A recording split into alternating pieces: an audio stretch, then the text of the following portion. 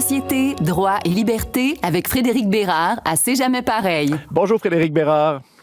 Bonjour Frédéric Tremblay. On l'a entendu hier, la CAQ qui entame la prochaine session parlementaire avec un objectif très clair pour 2022, c'est la réélection. Et là, on se demande, parce que là, les récents sondages, encore une fois, François Legault et son parti qui dominent outrageusement, qu'est-ce qui pourrait faire déraper le parti de François Legault dans les 12 prochains mois? Est-ce qu'il y a des scénarios possibles, à ton avis? ça va prendre quelque chose de grave, parce que franchement, à ces scores-là, qui sont du jamais vu, à 5 partis, ça prendrait une sacrée dégringolade. Peut-être une analogie qu'on peut faire avec André Boisclair lorsqu'il était chef du Parti québécois, peut-être à peu près ça, un an des élections, il était à quelque chose comme, je me souviens plus précisément, mais 47, 48, 49%, sauf qu'on était seulement donc à 3 partis.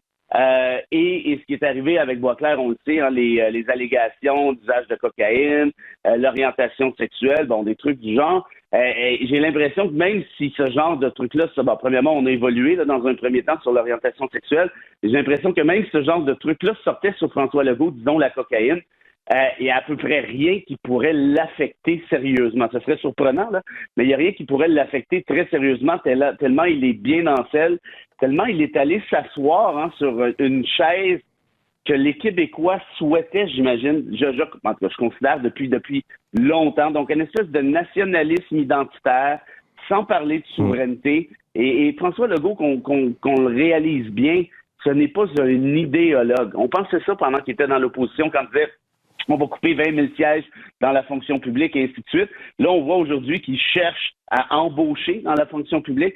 Donc, c'est beaucoup plus un gestionnaire, je dirais, qu'un idéologue à proprement parler. Et ça a la vertu de faire en sorte qu'on plaît beaucoup plus facilement parce qu'on ne se met pas à dos les gens qui ne pensent pas comme nous essentiellement. On le dit souvent, 12 mois en politique, ils peuvent s'en passer des choses pendant une année. Et là, on se demande, on parle de dérapage. Quel est le scénario le plus probable? Est-ce que ce serait des attaques soutenues de l'opposition, donc trouver un os et ne pas le lâcher, ou ça va être une gaffe monumentale qui provient de la CAQ? Je pense que l'opposition n'a tout simplement pas le l'os en question, ils le cherchent, puis ils ne le trouvent pas, puis ils ne le trouveront certainement pas, à mon avis. Peut-être qu'ils trouveraient un truc, et là, Legault passerait de 50% à 43%, là, parce que ça, c'est possible. Il passerait de 100 comtés potentiels à 92 comtés potentiels, mais un os majeur pour faire en sorte que le gouvernement Legault puisse planter sérieusement, ça, j'y crois pas. Et là, la gaffe de la CAQ, Frédéric, comme je disais, d'un point de vue personnel, disons que demain matin, on apprend que François Legault fait de la cocaïne. Est-ce que les gens se désaffectent pour autant? Je suis pas certain. S'il y avait un scandale style corruption, par exemple, là, ce serait peut-être autre chose. Mais encore là, il part de tellement haut, les scores sont tellement forts que j'ai l'impression qu'il trouverait une manière, surtout avec son équipe de communication qui est particulièrement compétente, trouverait une manière de gérer ça adéquatement et de finir par s'en sortir quand même. Cela dit, on est juste au premier mandat de la CAQ. Faut pas oublier ça. On voit François Legault souvent du fait des décrets sur les mesures sanitaires. On le voit souvent du fait des conférences de presse en rapport à la pandémie et ainsi de suite. On a l'impression que ça fait peut-être un peu plus longtemps que ça qu'il y est. L'usure du pouvoir, parfois, ça se gagne vite. Quand on a une surexposition, comme c'est le cas de Legault depuis 18-20 mois maintenant, arrive un moment donné où parfois les gens finissent par peuvent cette année assez drastiquement. Mais dans ce cas-ci, compte tenu de la lancée et du fait qu'il reste même pas, en fait, un an quand on y pense avant la prochaine élection, parce que la pré-campagne va être lancée essentiellement dans 6-8 mois, puis par la suite la campagne officiellement.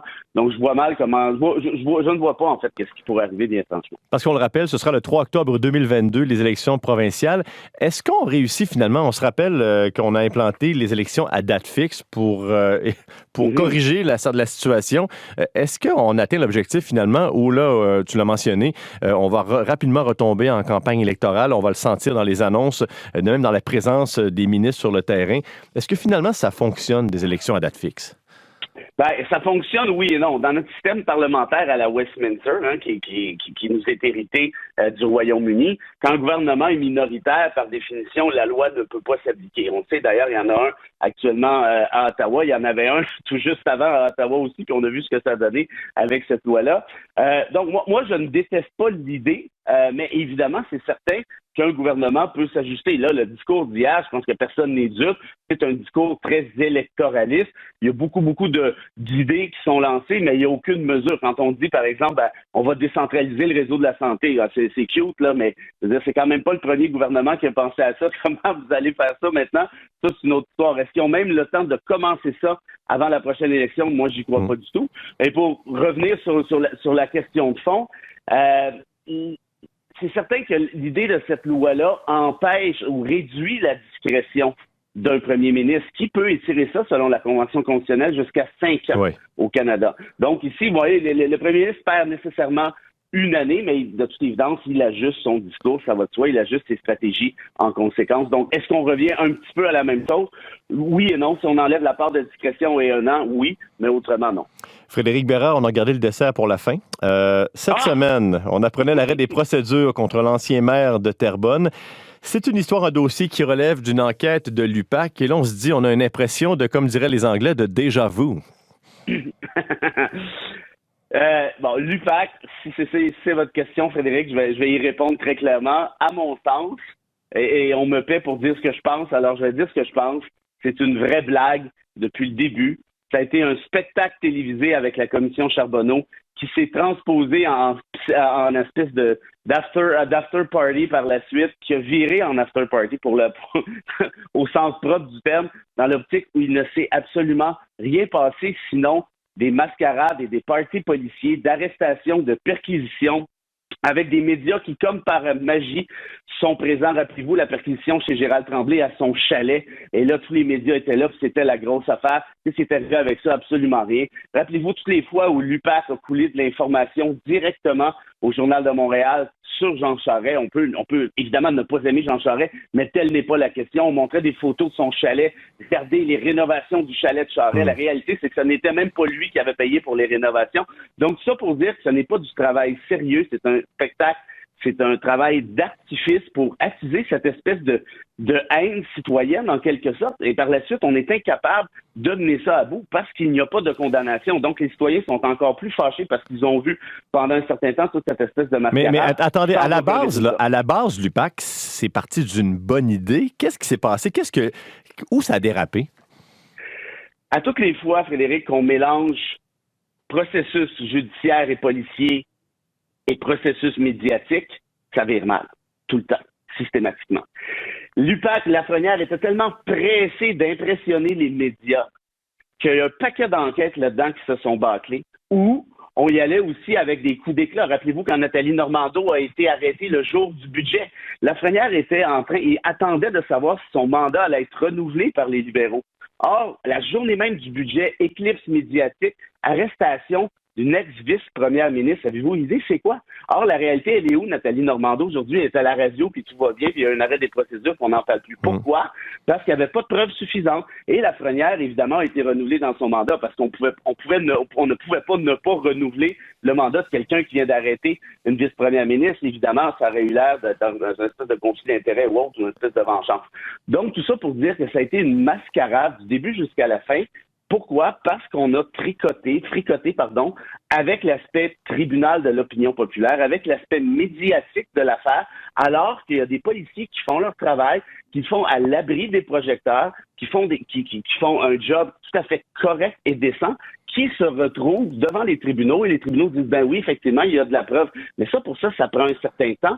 Et ce qui est le danger, c'est et je finis avec ça, quand on mélange la question du tribunal d'opinion populaire et donc du tribunal médiatique parce que ça va ensemble, ben on bâcle les enquêtes, on est dépêché d'agir et surtout on veut y aller avec des gros coups d'éclat, dire regardez le gros poisson que je viens de pêcher. Au final, le gros poisson, il reste 12 secondes dans le chaloupe, puis il retombe à l'eau, puis tout le monde est déçu. Est-ce que c'est trop tard maintenant? Est-ce que pour l'UPAC, est-ce qu'on peut encore garder des fondations où le mal est fait, il faut tout jeter et tout recommencer?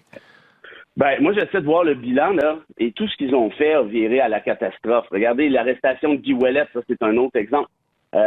Lafrenière, son gendre, Martin Prudhomme, qui le remplace, sa fille, bref. Ça a été tout ça pour dire qu'à mon avis, l'UPAC est gangréné depuis le début, avec peut-être des bonnes intentions, mais avec des gens qui, un, n'ont pas les compétences pour être là, et deux, avec une espèce de propension au spectacle qui est venu couler l'affaire. Je me répète. Donc, tout ça pour dire, oui, moi, je pense qu'il faudrait clairement mettre la hache là-dedans. On oublie ça. Et est-ce qu'on veut repartir un truc semblable? Parce que vous l'avez dit, il y a des intentions louables derrière ça. La question se pose, mais je craindrais que ces mêmes responsables-là soient eux aussi, plus portés vers le Kodak que portés par l'accusation basée sur des faits. Frédéric Bérard, merci beaucoup. On se reparle la semaine prochaine. Avec plaisir. Il est avocat, docteur en droit et chroniqueur à l'émission C'est jamais pareil.